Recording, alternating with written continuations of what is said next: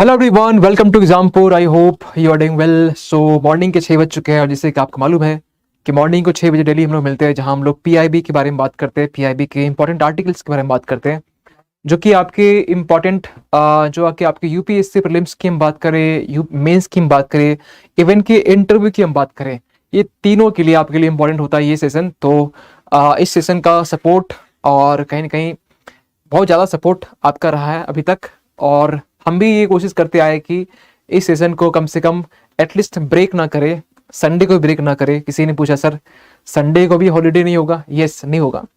और ये कंसिस्टेंसी अगर बना कर रखते हैं तो कहीं ना कहीं ये कंसिस्टेंसी आप पे के ऊपर भी कहीं ना कहीं बननी चाहिए, क्योंकि बिना कंसिस्टेंसी के, बिना परसिवरेंस के आप चीज़ों को अचीव नहीं कर पाते। तो चलिए कोई नहीं, कल की क्लास में हमने कुछ एक आर्टिकल हम बात कर रहे थे और उस आर्टिकल के बारे में थोड़ा कुछ बीच में हम छोड़ दिए थे, है ना। तो सभी से पहली रिक्वेस्ट ये है कि आप सेशन को ज्वाइन कर लीजिए, और सेशन को ज्वाइन करने के बाद में सेशन को शेयर भी कर दीजिए, ताकि मैक्सिमम से मैक्सिमम लोग इस सेशन से जुड़ सके और उनको भी एक यूपीएससी रियल कंटेंट उनको प्रोवाइड हो सके। ठीक है, तो चलिए स्टार्ट करते हैं लास्ट के सेशन जो हम लोग लास्ट कवर कर रहे थे। तो ये आर्टिकल्स था हमारे पास, ये टॉपिक थे, और ये टॉपिक के बारे में हमने ये जस्ट कि जो लोग कल की क्लास नहीं देखे थे उनके लिए क्या ये हम लोग टॉपिक कर रहे थे। और ये टॉपिक आपका है बेसिकली एक विधेयक के बारे में, एक आपका विधेयक यानी कि हम ये कह सकते हैं कि बिल के बारे में। और ये बिल किसके बारे में? तो डेटा के प्रोटेक्शन के लिए, यानी डेटा के संरक्षण के लिए। बस ये 2019 में एक आया था, हम ये बोल चुके थे, लेकिन अब ये 2022 में फिर से आ चुका है विधेयक बन के, और एक नए अवतार में बोल सकते हैं, जिनका नाम जो है ना थोड़ा सा कुछ एडिशन कर दिया गया। क्या? तो नाम से पहले जोड़ दिया गया डिजिटल डेटा प्रोटेक्शन बिल। ठीक है, यानी कि डिजिटल व्यक्तिगत डेटा संरक्षण विधेयक 2022। पेपर 3 में कवर होगा, साइंस एंड टेक का ये पार्ट हो जाए, क्योंकि डेटा है तो साइंस एंड टेक का पार्ट होगा। अब कॉन्टेक्स्ट पे हम बात कर चुके थे, क्योंकि रिसेंटली अभी संशोधित वर्जन में अमेंडमेंट फॉर्म में ये चीजें लाई गई है अभी सामने। इसके बारे में कुछ हम पॉइंट बात किए, 7 प्रिंसिपल। कल की क्लास जो नहीं देखें वो देख लेंगे प्लीज। फिर हम बात किए थे कि इसमें कि एक पर्सन के पास कौन कौन से राइट्स होंगे, ये भी हम पॉइंट हम बात कर चुके थे कि एक पर्सन के पास में कौन कौन से उनके पास अधिकार होंगे। तो उस अधिकार में हमने बात की थी कल ही कि जानकारी हासिल करना। ठीक है, यानी कोई भी वो इंफॉर्मेशन को एक्सेस कर सकता है, तो उनके पास इस तरीके से भी अधिकार होने वाले। सहमति यानी कि सहमति का अधिकार, यानी कि आप कह सकते हैं कि जो राइट टू कंसेंट है, अगर आपका डेटा कुछ लिया जा रहा है तो आपसे पूछा जाएगा कि आप इस डेटा को, आप एप्लीकेशन यूज करते हैं, आपसे पूछा जाता है कि क्या आप डेटा को देना चाहते हैं, आप अलाउ करना चाहते हैं। आप एप्लीकेशन वाला बस ये मैसेज के फॉर्म पूछता है अलाउ, आप अलाउ कर देते हैं। पता ही नहीं चलता कि ये अलाउ करने से कितना ये आपको इसके गलत एक नेगेटिव कॉन्सिक्वेंस आपको फेस करने पड़ सकते हैं। कोई बात नहीं, यहाँ पे ज्यादा डिस्कस नहीं करेंगे इस चीज के बारे में। वापसी का अधिकार, यानी कि हम बोल सकते हैं विथड्रॉ भी कर सकते हैं। आपने कुछ इन्फॉर्मेशन दे दिया, आपको ये लगा कि यार गलत तरीके से दे दिया, वापस ले लेना चाहिए था, तो इस तरीके से भी आप चीजों को वापस ले सकते हैं, कोई दिक्कत नहीं है। इसके बाद हम मिटाने का अधिकार भी बात कर चुके थे, यानी कि मिटाने का अधिकार ये कहता है कि अगर आपने कुछ इन्फॉर्मेशन आपने दिया, कुछ डेटा आपने दिया सरकार को, आपका मन ये कर रहा है कि यार अब इसको हटा देना चाहिए, है ना, तो आप इसको हटा भी सकते हैं, आप उस चीज को वापस ले भी सकते हैं, यानी कि आप उसको इरेज कर सकते हैं हमेशा हमेशा के लिए। एक इंग्लिश में छोटा सा एक टर्म आता है, राइट टू बी फॉरगॉटन। इससे क्वेश्चन अभी तक पूछे नहीं गए, लेकिन ये अभी जब इंग्लिश मीडियम में पढ़ा रहे थे तो उस टाइम में ये टॉपिक बहुत सारे आ रहे थे, तो हमने इस टॉपिक को एक ब्रॉड तरीके से डिस्कस भी किया इंग्लिश मीडियम में। हम ये नहीं कहेंगे कि आप इंग्लिश मीडियम जाके देखिए, लेकिन हाँ, जब भी ये टॉपिक सेपरेटली जब आएगा, राइट टू बी फॉरगॉटन या भूलने का जो अधिकार है, तो ये बिल्कुल डिस्कस करेंगे एक ब्रॉड तरीके से, ताकि आपका जो मेंस की हम बात कर रहे हैं, प्रीलिम्स की हम जो बात कर रहे हैं, इवन कि आपका इंटरव्यू वाला जो सेक्शन है, यहाँ से आपके इस टॉपिक रिगार्डिंग जो भी डाउट्स है, जो भी कंटेंट है, आपको प्रोवाइड हो सके। तो अभी तो इस चीज में फोकस नहीं है, लेकिन आएगा, आर्टिकल्स आएगा, ठीक है, रिपीट आता है। मनोनीत करने का, यानी कि आपके पास में अगर कुछ डेटा है ना, तो आप जब भी आप एक तो एग्जांपल लेते हैं कि अगर आपने फिक्स्ड डिपॉजिट अकाउंट आपने ओपन किया बैंकों में, आप कहीं ना कहीं आप ओपन किए होंगे, आपके फैमिली के में कोई पर्सन ओपन किए होंगे, तो उसमें ना एक नाम देना पड़ता है जो बोलते हैं नॉमिनी। आप किसको नॉमिनी चूज किए हैं, किसको नॉमिनेट किए आप, यानी कि आपके जाने के बाद में आप या किसके नाम पे, यानी कौन वो पर्सन है जो कि आपने जो पैसे जमा किया वो निकाल सकता है। तो कोई फैमिली पर्सन ही होता है, पापा मम्मी भाई जो भी सिस्टर ये सब होते हैं। यहाँ पर भी सेम है, आपने डेटा जो गवर्नमेंट को दिया, अब उस डेटा के बारे में जो गवर्नमेंट है, यहाँ पर गवर्नमेंट से अगर आप नहीं रहे, एग्जाम्पल लेते हैं, तो उस टाइम में कौन वो पर्सन होगा जो कि चाहेगा कि उस डेटा को वापस लेने का अधिकार, वापस लेने का अधिकार, उसको मिटाने का अधिकार, तो ये किसी के पास तो होगा ना। आप अगर नहीं रहे तो आप कौन उस डेटा को देखेगा, या कौन उस डेटा के बारे में मतलब चीजें आगे रखेगी। तो यहाँ पर एक नॉमिनी रखा जाता है, और उसी को बोला गया मनोनीत, यानी कि आपको मनोनीत करने के भी अधिकार होंगे अपने डेटा को संरक्षण करने के लिए। डेटा सुरक्षा बोर्ड बनाया गया, क्यों? ताकि डेटा के रिगार्डिंग जो भी स्टेप्स लिए जाएंगे, क्योंकि कहीं तो आप कंप्लेन करेंगे ना, तो ये कंप्लेन यहीं पर किया जाएगा, इस बोर्ड में कंप्लेन होगा। और ये बोर्ड जो है ना, आपसे जो भी ग्रीवांस है, जो भी आपकी समस्या है, उस चीज को के बारे में डील करेगा, ठीक है। सीमा पार से डेटा स्थानांतरण। अब ऐसा है कि अगर कोई भी कंपनीज है, जो भारतीय कंपनी है, वो किसी अमेरिका में वो काम कर रही है, अमेरिका में वो फैक्ट्री या कंपनी है, अब उस कंपनी के बारे में जो डेटा होगा कहीं उस कंट्री वाले कहीं रख लेंगे, है ना, लेकिन उस कंपनी पर इंडिया का भी राइट होगा डेटा के रिगार्डिंग। कंपनी पर तो होता ही है जो भी कुछ रूल रेगुलेशन, लेकिन अब डेटा के रिगार्डिंग भी इंडिया का जो ट्रांसफर है वो किया जा सकता है। ये भी प्रावधान इसमें किए गए। ये आपके मेंस में लिखने काम आते हैं ऐसी चीज।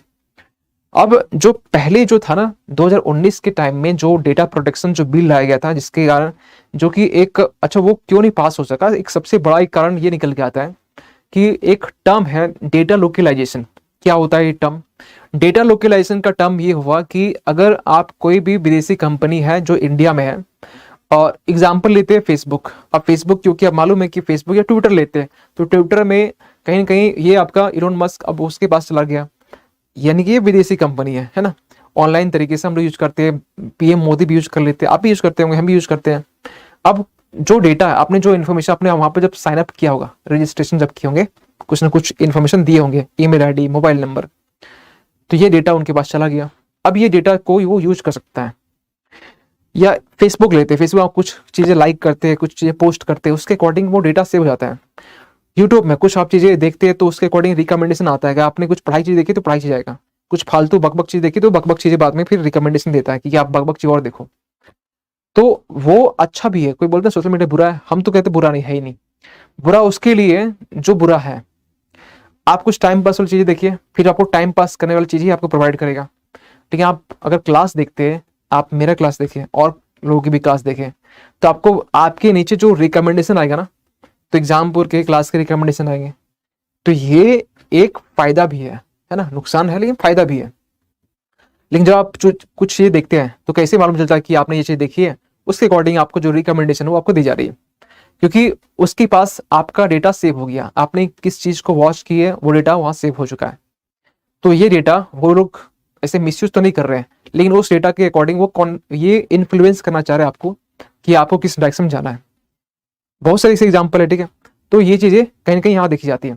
अब एक क्वेश्चन यहाँ से निकल के आ रहा है कि डेटा लोकलाइजेशन के रिगार्डिंग जो पिछली बार जो विधेयक लाया गया था, डेटा प्रोटेक्शन बिल, तो उसमें कुछ कमी थी ये कि आप उसको लोकलाइज नहीं कर सकते हैं। फेसबुक के जो कंपनी है, फेसबुक में इंडिया में भी कहीं के एक्सेस होता है, तो उसके डेटा को इंडिया में स्टोर किया नहीं जा सकता है। इसको लेकर बड़ा एक बोल सकते विवाद था गवर्नमेंट के बीच में और कंपनी के बीच में। और जो इस बार जो है विधेयक जो पास नहीं हुआ है, विधेयक लाया गया है, तो इसमें थोड़ा सॉफ्ट जो तरीका वो इसमें अपनाया गया है, यानी एक नरम स्टैंड बोल सकते हैं, एक सॉफ्ट स्टैंड जो है ना, ये डेटा के लोकलाइजेशन के लिए रखा गया। तो ये थोड़ा बदलाव है, और यही बदलाव का ये बिल हो सकता है कि कुछ टाइम के बाद ये पास भी हो जाएगा। जब ये पास होगा तो उसके बारे में हमने इसके पहले बहुत सारी चीजें डिस्कस अभी कर लेंगे, ताकि आपको दिक्कत नहीं हो, आपके मेंस के लिए भी प्रीलिम्स के लिए आपके पास इनफ कंटेंट हो, इनफ पॉइंट हो लिखने के लिए, प्लस प्रीलिम्स में भी कुछ क्वेश्चन आते तो आप बना सको उसको। एक केस आपके लिए बड़ा इंपॉर्टेंट है, केस पुट्टा स्वामी केस। आप बार बार से सुन रहे हैं डेटा प्रोटेक्शन बिल। तो ये जो डेटा की हम बात कर रहे हैं, डेटा प्रोटेक्शन करने के, इसका जो एक रूट कॉज हम देखेंगे, जड़ हम देखें, तो ये राइट टू जो प्राइवेसी है, यानी कि जो निजता का जो अधिकार है, यहां से निकल के आता है। राइट्स टू जो प्राइवेसी है, राइट टू प्राइवेसी, एक सेकेंड,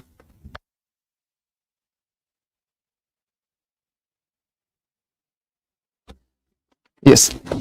तो राइट्स टू जो प्राइवेसी है, निजता का जो अधिकार है, ये इसका कॉन्सेप्ट यहाँ से निकल के आता है, केस पुट्टास्वामी केस, जो कि ये कहता है कि राइट टू जो प्राइवेसी, निजता का जो अधिकार है, ये आपका आर्टिकल यानी अनुच्छेद बोल सकते हैं, अनुच्छेद आपका 21 का ये पार्ट है, साफ साफ बोल दिया गया, यानी कि ये आपका फंडामेंटल राइट्स है। आपका डेटा कहीं लीक हो जाना तो क्या ये प्राइवेसी नहीं है? अगर आपका डेटा कहीं मिसयूज होता है, क्या वो प्राइवेसी नहीं है? ये प्राइवेसी पर अटैक है आपके ऊपर, अगर आपका डेटा लीक होता है, मिसयूज होता है, तो उसी के लिए आप बोल सकते हैं राइट टू प्राइवेसी डेटा से आपका लिंक है। ठीक है, एक क्वेश्चन यहां पर है, लेकिन नीचे एक पॉइंट है, B N Shri Krishna committee, ये कमेटी को तो आप रट लीजिए। मेंस में पता नहीं कैसे आप यूज करेंगे, लेकिन मेंस में आप यूज इसको करना ही करना है। आपने जबरदस्ती, यस जबरदस्ती करना है, कहीं ना कहीं क्वेश्चन आपका डेटा का होगा ही, क्योंकि बोलते हैं डेटा इज अ फ्यूल, इस टाइम में ये बोला डेटा इज अ फ्यूल, एक ईंधन इस टाइम में। तो एक क्वेश्चन तो डेफिनेटली आपका निबंध में हो या फिर आपका पेपर 3 की हम बात करें उसमें हो, क्वेश्चन आएगा, या नहीं भी आता है कहीं कहीं लिंक बनाकर आप इस कमेटी यूज कीजिए। ये हो सकता है कि आप पेंसिल राइटिंग की जो एक आर्ट है, जो कला अगर आप डेवलप कर चुके हैं तो यूज कर सकते हैं। आपको कौन सा डेटा यूज करना है, कौन सा नहीं करना है, ये तभी होगा जब आप लिखेंगे, बिना लिखे आप नहीं सीख सकते। 2017 में ये जो कमेटी बनाई गई थी, किसके लिए? तो एक डेटा प्रोटेक्शन जो बिल अभी लाया गया था 19 में, उसके लिए, लेकिन ये आया नहीं। अब इसी में थोड़ा बदलाव करके फिर से लाया गया। तो ये कमेटी इसलिए इंपॉर्टेंट है कि ये बात किसके बारे में करता है? तो डेटा के संरक्षण के बारे में, डेटा के प्रोटेक्शन के बारे में। अब एक 2021 में थोड़ा सा बदलाव ये भी हुआ था कि आईटी नियम में, यानी कि इंफॉर्मेशन टेक्नोलॉजी के रूल्स में थोड़ा बदलाव हुआ। क्या बदलाव हुआ? कि इसमें जो मीडिया कोड ऑफ एथिक्स, यानी मीडिया क्या होता है, मीडिया आपको मालूम 4th पिलर है, तो मीडिया किस तरीके से वो परफॉर्म करेगी, मीडिया किस तरीके से अपनी जो ड्यूटी परफॉर्म करती है, तो उसको लेकर भी कोड ऑफ कंडक्ट बनाया गया। और इसके रिगार्डिंग हमने एथिक्स पेपर 4 की बात करें, बहुत सारे आर्टिकल्स हम लोग करवाए, केस स्टडी करवाए, इंग्लिश मीडियम वाले में हमने बहुत सारे जो केस स्टडी हमने करवाए। तो अगर वो चीज़ें सर्च करेंगे कि इस बार इस मेंस में 2022 के यूपीएससी मेंस की बात कर रहे हैं, इसमें केस स्टडी आपके 6 पूछे गए थे, 3 तो क्वेश्चन हम करवाए। आप अभी भी जाके देखेंगे तो उसका कोई लिस्ट बना होगा, तो वो आप देख सकते हैं, लेकिन बस इतना ही वो इंग्लिश से है, तो ये बार देख लीजिए अपने अकॉर्डिंग, हमने हिंदी से पूरा बात की है। ठीक है, पूरा। तो ये हो गया आईटी नियम, मीडिया कोड ऑफ एथिक्स। एक क्वेश्चन इससे भी आया था इस बार के पेपर में, इस बार के एथिक्स पेपर में, और ये अच्छे से हम करवाए। वहां जाकर देखेंगे तो आपको मीडिया एथिक्स के बारे में एक अच्छा कंटेंट मिल जाएगा आपको, मतलब वो उतना कंटेंट भी काफी होगा आपके अगले एग्जाम के लिए। तो आचार संहिता बोलिए, कोड ऑफ कंडक्ट बोलिए, तो मीडिया के लिए भी इंपॉर्टेंट है, तो इसमें बदलाव किया गया छोटा सा। यूरोपियन यूनियन की बात करें या हम बोले यूरोपियन संघ के बारे में बात करें, तो हर एक दूसरे कंट्री की बात करें या रीजनल कंट्री की बात करें, ये लोग भी डेटा को प्रोटेक्शन करने के लिए अपने अपने कंट्री में स्टेप्स ले चुके हैं। जैसे कि सामान्य डेटा सुरक्षा विनियमन, ये यूरोपियन संघ ने ये लिया खासकर डेटा के संरक्षण के लिए। उसी तरीके से यूएसए है ना, यूएसए है, यूएस कर दिया ना, यूएसए, अमेरिका बोलिए। ठीक है, अमेरिका ने भी यहाँ पे मॉडल, अमेरिका मॉडल अपना अपनाया है। देखिए हम क्यों बोल रहे हैं यूएसए मॉडल, चीन मॉडल, क्योंकि अभी तक में कुछ चीजें निकल की आ रही है कि पूरे वर्ल्ड की हम बात करें तो पूरे वर्ल्ड में डेटा को प्रोटेक्शन करने के लिए सबसे एक हार्ड, सबसे टफ जो रूल्स है, जो गाइडलाइंस है, जो नियम है, वो चाइना का है। तो उसका एक मॉडल अलग ही है, उसको हम बोले चाइना मॉडल, चीन मॉडल। तो चीन मॉडल जो है ना, ये बहुत टफ है। ये वहाँ के नागरिक जो है ना, मतलब वो चीजें सही भी है एक साइड से, कि वहाँ के जो लोग हैं उनको डेटा देना है, उनसे पूछ के लेना है। ठीक है, उन डेटा वापस करना है, ले सकता है, डेटा को फिर से हटाना है, ठीक है, कर सकता है। तो इतना टफ है, मैं यानी कि इंडिविजुअल्स को भी राइट्स है, आपके डेटा पर गवर्नमेंट का भी राइट्स होगा। अगर आपको गवर्नमेंट डाउट लग रहा है कि आपके डेटा में कुछ डाउट्स हैं या कुछ एरर है, तो स्टेप्स वो ले सकता है आपके खिलाफ। तो इतना टफ है, पूरे वर्ल्ड में बोला जाता है कि चीन का जो मॉडल है डेटा को संरक्षण करने के लिए, ये बहुत टफ है और हार्श है। यूएसए का मॉडल जो है ना, इसके कंपेयर में थोड़ा सा लिबरल है, या बोल सकते हैं आसान है, आसान है। ठीक है, इंडिया का जो मॉडल है दोनों के बीच का है। ठीक है, यानी कि यूएसए का मॉडल और चीन का मॉडल दोनों के बीच का जो है ना, वो इंडिया का मॉडल है। और इसका मॉडल इसलिए बोल रहे क्योंकि इसमें तो अभी 27 कंट्री है यूरोपियन यूनियन में, तो ये पूरे 27 कंट्री मिल के डेटा को प्रोटेक्ट करने के लिए बनाया गया है, तो इसलिए बड़ा फेमस है। तो आप बस नाम कोड कर सकते हैं कि चीन का मॉडल, यूएसए मॉडल, इतना काफी रहेगा। ठीक है, आगे चलते हैं। एक क्वेश्चन है जो कि 2021 में पूछा गया था, पिछले साल का ही क्वेश्चन ये है, प्रीलिम्स का क्वेश्चन है, आसान क्वेश्चन है, आई होप क्या बना लेंगे। इंग्लिश है ना, चलिए हिंदी वाला देख लीजिए। निजता का जो अधिकार है ना, अभी हम जस्ट समझाए, मतलब आप टॉपिक पढ़ने के बाद में, कोई भी टॉपिक थ्योरी पढ़ने के बाद में क्वेश्चन आप अटेम्प्ट कर लेते हैं, तो ये आपके लिए बहुत प्लस बात है, और ये आपको चाहिए। मतलब अगर मेरे टाइम में ऐसा कुछ होता कि फैकल्टी वही चीज पढ़ाए जो क्वेश्चन में आए, बाकी बकर बकर तो कर ले, कोई दिक्कत नहीं, लेकिन वही वो चीज पढ़ाए जो क्वेश्चन में आता है, ना आपके एग्जाम में। आप एसएससी देंगे तो एसएससी टाइप क्वेश्चन आएगा, यूपीएससी का उसका पैटर्न अलग होता है। तो पैटर्न जिस तरीके से होता है उस तरीके से आपको हम डील करते हुए और कंटेंट प्रोवाइड करते हैं। देखिए साफ साफ लग रहा है आर्टिकल 21, अभी हम जस्ट बोले ना कि राइट टू जो प्राइवेसी है, निजता का जो अधिकार है ये आपका किसके अंडर में आएगा, तो आर्टिकल 21। केस पुट्टा स्वामी केस कुछ याद आ रहा है, केस पुट्टा स्वामी केस 2017, ठीक है। चलिए अगला क्वेश्चन, अगला आर्टिकल देखते हैं। अगला आर्टिकल ये आपका वुमेन की रिगार्डिंग है, महिलाओं की रिगार्डिंग है, महिलाओं के ऊपर जो हिंसा जो बोल सकते हैं इनके जो विरुद्ध जो क्रूरता होता है इसके रिगार्डिंग है। क्या है, हाल ही फिलहाल में क्या हुआ है कि महिलाओं के खिलाफ में हिंसा के उन्मूलन के लिए अंतरराष्ट्रीय दिवस यूनाइट अभियान, एक अभियान है जो अंडरलाइन कर रहे हैं, यूनाइट एक अभियान है जो कि इसे लॉन्च किया जाएगा हम बोले, क्योंकि आज डेट कितना है, वैसे जिस दिन ये चलेगा ना उस दिन आज 23 है, मतलब ये 25 तारीख है ना, तो आज ही के दिन है ना 25 नवंबर के दिन, आज से लेकर ये 10 दिसंबर तक ये आपका ये चलने वाला है यूनाइट अभियान। क्या होगा इसमें अभी बात करेंगे, लेकिन पहले आप इसके पहले कि ये कौन से पेपर में कवर होगा ऐसे टॉपिक, तो वुमेन का टॉपिक आप 1 में कर लीजिए कि 1 में एक छोटा सा सिलेबस का हिस्सा है सोसाइटी में ही छोटा सा पार्ट है अर्बनाइजेशन, उसी में छोटा सा पार्ट उसी में है कि अर्बनाइजेशन में कौन सी समस्या है होगी। इसके बाद पेपर 2 में सोशल जस्टिस है ना। पेपर बाकी सभी पेपर में आप इसको लिंक कर सकते हैं, एथिक्स में भी आपका चीजें आ जाता है, कोड ऑफ एथिक्स में, ठीक है, मतलब वुमेन कोड ऑफ एथिक्स बोल सकते हैं।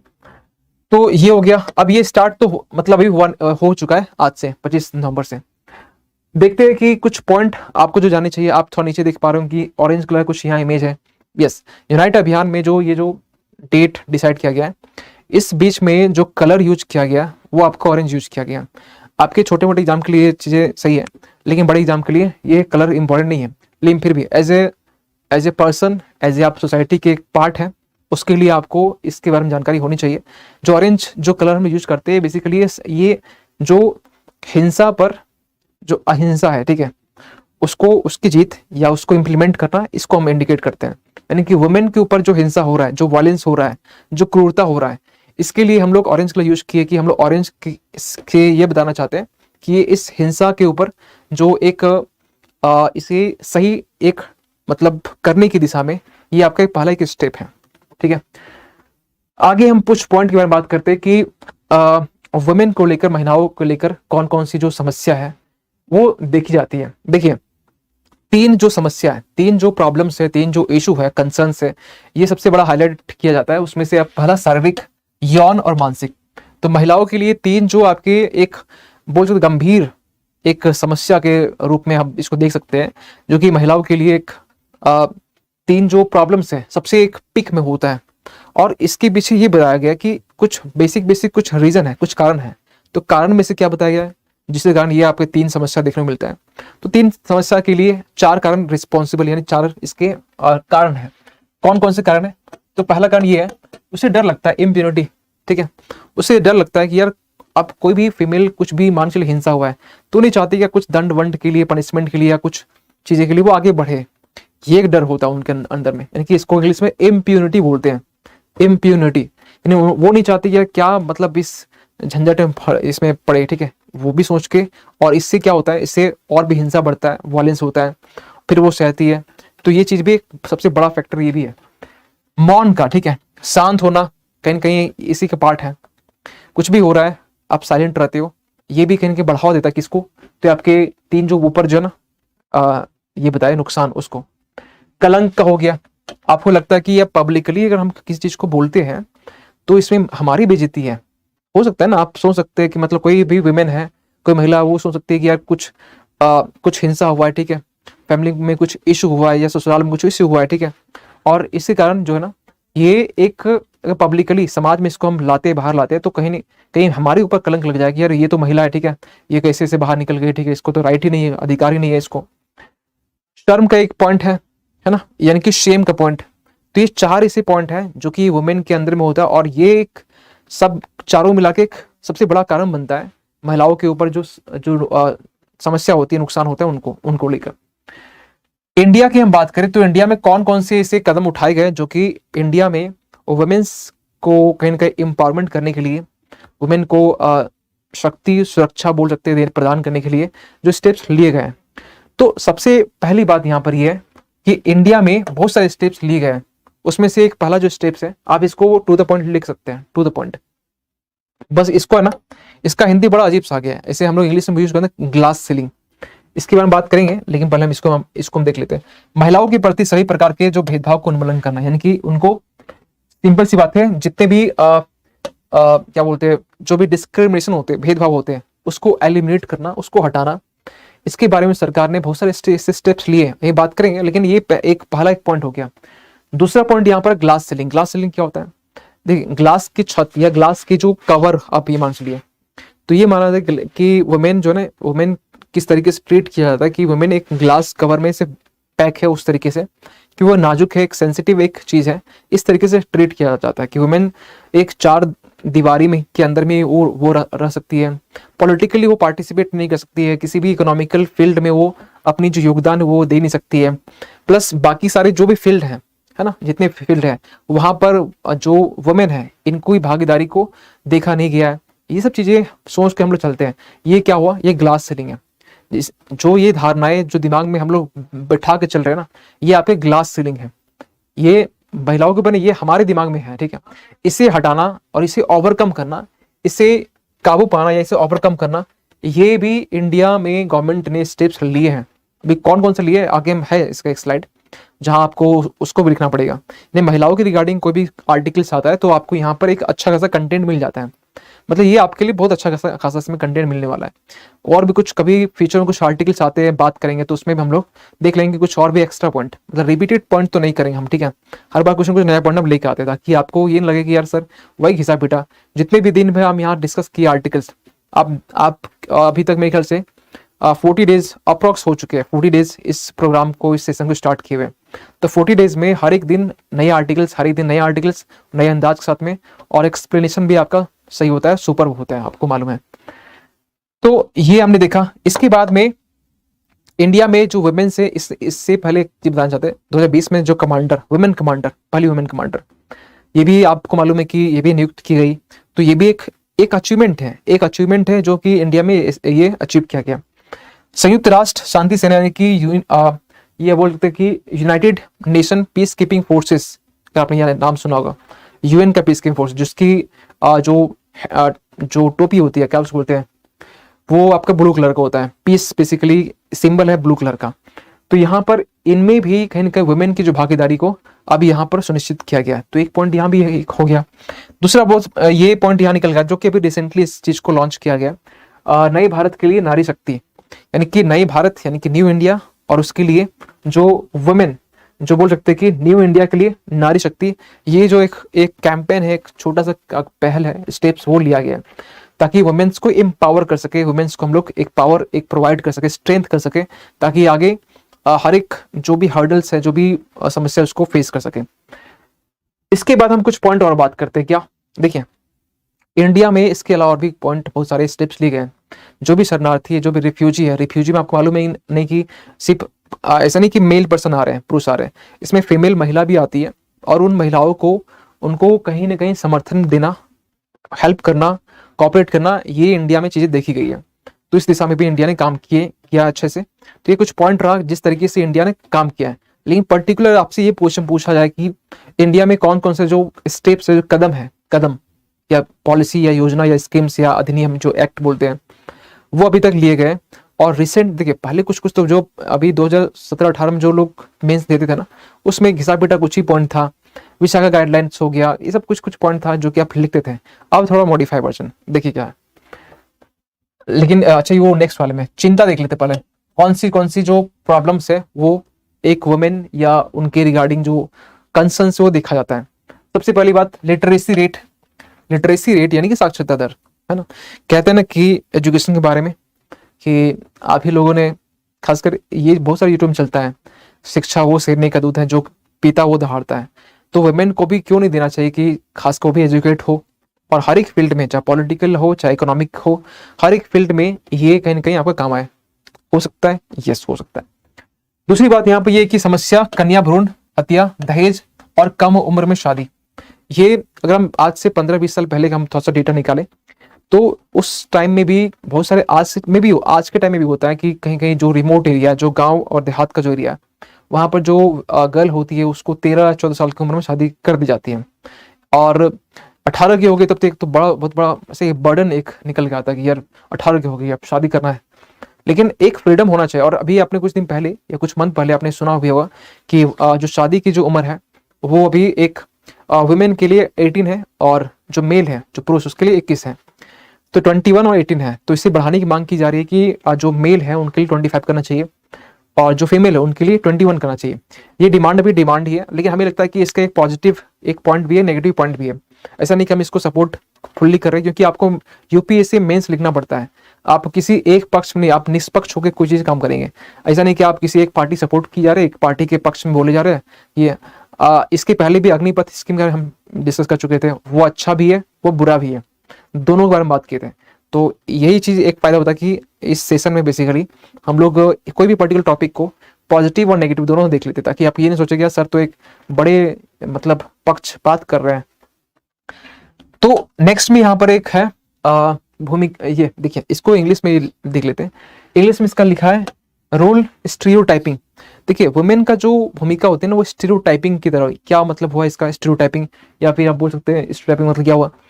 स्टीरियोटाइपिंग मतलब हुआ कि अगर हम लोग ये मान के चलते हैं कि वुमेन जो है ना, ये घर में जो खाना बनाने की बस काम आती है, घर में जो बच्चे बच्चे देखने के लिए काम आते हैं, बस ये एक बेसिक दिमाग में है कि समाज में ये इनका जो डिसीजन मेकिंग जो पावर होती है इनके पास नहीं होता है। ये घर के काम के लिए ये बनी हुई है ये चीजें।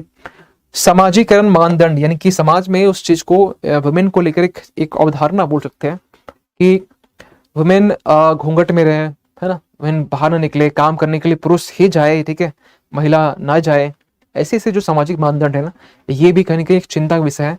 और कहीं ना कहीं देखिए बहुत हद तक बोल सकते हैं कहीं कहीं जो अर्बन, जहाँ पर शहरी, जहाँ पर करण जहाँ पर है, तो वहाँ पर चीज़ों को थोड़ा सा डाइल्यूट किया गया, कम किया गया है। लेकिन अभी भी ये बहुत एक बड़े नंबर्स में चीज़ें प्रैक्टिस की जाती है, जो भी रिमोट एरिया, गाँव देहात का एरिया।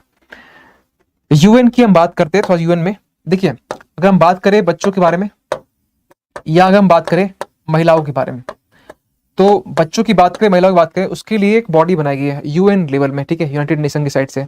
तो यूनिसेफ इसका नाम है, यानी कि यूनाइटेड नेशंस चिल्ड्रंस फंड। अभी कुछ दिन पहले एक आर्टिकल में पढ़ रहे थे, तो उसमें यूनिसेफ का कुछ एक आर्टिकल था, उसमें इसके जो ब्रांड एम्बेसडर है वो प्रियंका चोपड़ा है। तो हमें लगा प्रियंका चोपड़ा फोटो का है, फिर हम देखे कि अच्छा इसके ब्रांड एम्बेसडर है, तो फिर हमें दिमाग में इम्प्रिंट हो गया। तो ये महिलाओं के लिए भी है, वुमेन के लिए भी है, और ये बच्चों के लिए भी है। तो ये मतलब ये चिंता नहीं है, बेसिकली चिंता इसका यहीं तक है, ठीक है, चिंता का पॉइंट यहीं तक है। नीचे का पॉइंट लिखे कि महिलाओं के लिए जो भी ग्लोबल वैश्विक स्तर पर जो भी स्टेप्स लेता है, जो कदम उठाता है, वो यूनिसेफ लेता है। बच्चों के लिए भी यूनिसेफ लेता है, महिलाओं के लिए यूनिसेफ लेता है, ठीक है, ये हो गया पॉइंट। अगला पॉइंट हम बात करते हैं क्या क्या योजना, यानी कौन कौन से कदम जो सरकार ने उठाए महिलाओं के उत्थान के लिए, महिलाओं को मतलब उनके वो स्ट्रेंथ प्रोवाइड करने के लिए, एम्पावर करने के लिए कौन कौन से जो कदम उठाए। सबसे पहले जो हम बात करें उज्ज्वला योजना। उज्ज्वला योजना में कहीं ना कहीं वुमेन्स को कहीं एम्पावर की जाती है। एक तो है उज्ज्वल योजना, उज्ज्वल में सीएनजी वो जो एलपीजी वाला कनेक्शन की रिगार्डिंग।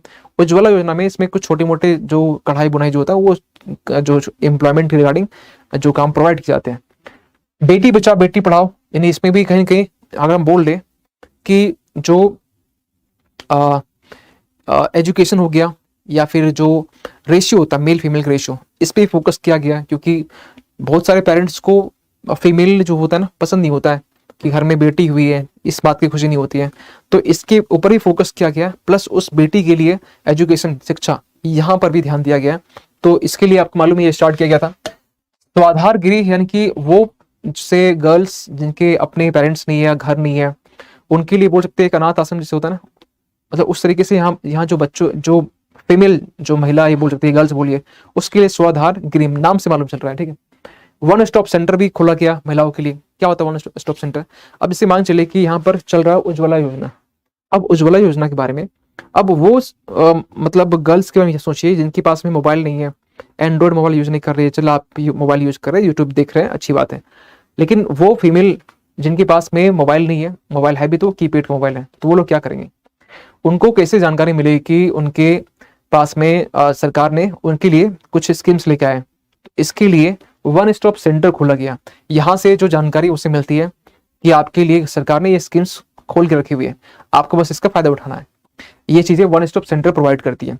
इसके बाद एक नेक्स्ट है प्रधानमंत्री मातृ वंदना योजना, जो प्रेग्नेंट वुमेन है उनके लिए कुछ समथिंग कुछ 6,000 के 6,000 के आसपास में कुछ इंसेंटिव दी जाती है। पैसे वैसे हो सकता है आगे पीछे हो सकता है, एक्यूरेट नहीं है, लेकिन कुछ इंसेंटिवाइज की जाती है यहाँ पर, है ना।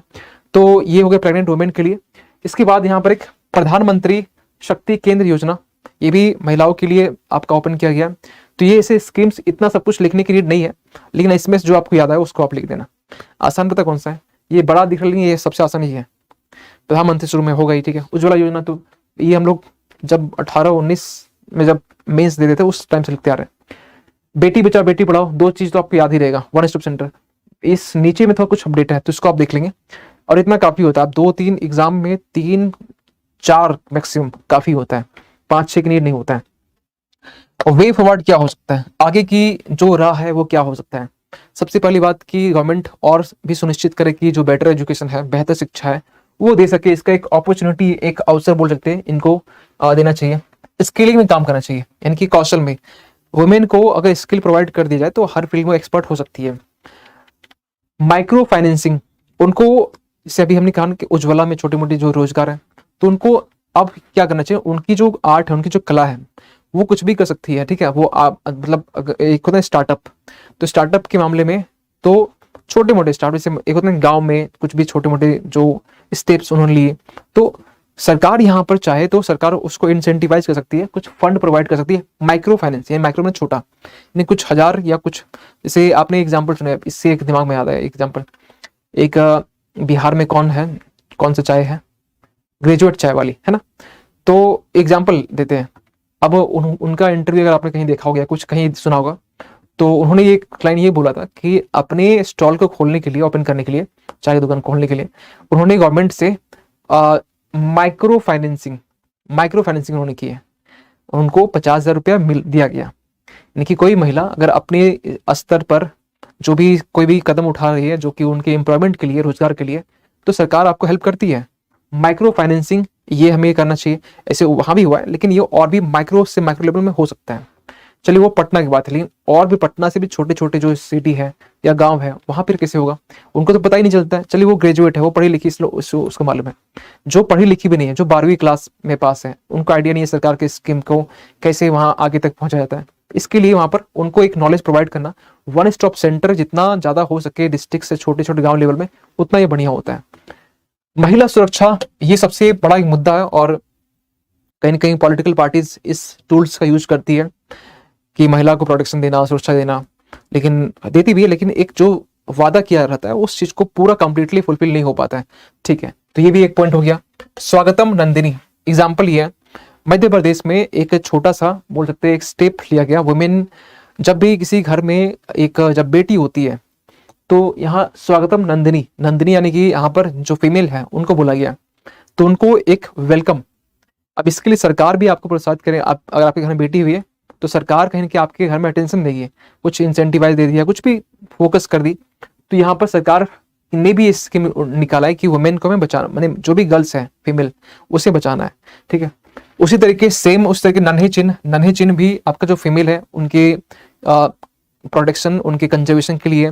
सभी को फीमेल जो गर्ल चाइल्ड है वो पसंद नहीं होता है, सबको लड़के ही चाहिए। तो लड़की के लिए यहाँ पर कि कुछ स्टेट जहाँ पर जो लिटरेसी रेट या जो फीमेल फर्टिलिटी जो रेट है ये जहाँ कम था, उसके लिए स्टेप लिया गया है। शिक्षा में प्रोत्साहन, ये तो पहले भी बात कर चुके हैं, एजुकेशन तो देना ही है ही। बुनियादी जो सुविधाएं हैं, ठीक है, उसमें सुधार करना।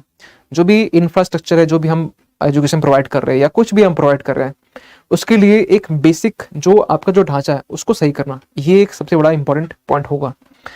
महिला नेतृत्व विकास, कुछ भी आप पॉलिसी बना रहे हैं, कुछ भी आप स्टेप्स ले रहे हैं या कुछ भी कदम उठा रहे हैं आप महिलाओं के लिए, तो आप फोकस करेंगे कि कहीं ना कहीं आपका जो हर एक पॉलिसी वो महिलाओं के ऊपर कॉन्सेंट्रेट होना चाहिए, सेंट्रिक होना चाहिए। कि आप कुछ भी स्कीम्स तैयार कर रहे हैं तो उसमें एक महिला का जो एंगल है वो होना चाहिए। ऐसा नहीं कि आप कोई स्कीम बनाए तो उसमें महिला को कुछ एंगल ना हो। हर एक स्कीम्स के रिगार्डिंग सोच सकते हैं। तो ये आप जो पॉइंट है ना इसको लिख लेंगे तो मेंस में आपका जो आंसर राइटिंग वो बड़ा सही दिखेगा। ठीक है, आगे चलते हैं। दो आर्टिकल इससे छोटे छोटे हैं, इसको अभी तुरंत निपटा देंगे। क्या है ये आपका है फ्रेंड शोरिंग। ठीक है, ये फ्रेंड शोरिंग क्या होता है, इंग्लिश हिंदी से अच्छा इंग्लिश देखें। ठीक है, GS2 में आएगा। ठीक है, अब ये IR का पार्ट होगा। क्या है ये फ्रेंड शोरिंग, इसमें इतना ही है। ठीक है, पहले हम देख लेते हैं ये क्या चीज लिखा हुआ, उसके बाद इसको समझाते हैं। अमेरिका की योजना उन देशों से अलग होने के लिए फ्रेंड शोरिंग दृष्टिकोण अपनाने की है जो आपूर्ति श्रृंखला के लिए भू राजनीतिक और सुरक्षा जोखिम पेश करते हैं और भारत जैसे विश्वसनीय व्यापारिक भागीदारों के साथ आर्थिक एकीकरण को गहरा करते हैं। देखिए, पहले तो आपको ये समझना पड़ेगा कि फ्रेंड शोरिंग है क्या, फिर ये कॉन्टेक्स्ट समझ में आएगा। तो चलिए समझते हैं। देखिए, एक कंट्री हम लेके चलते USA, है ना, या छोड़िए USA छोड़िए,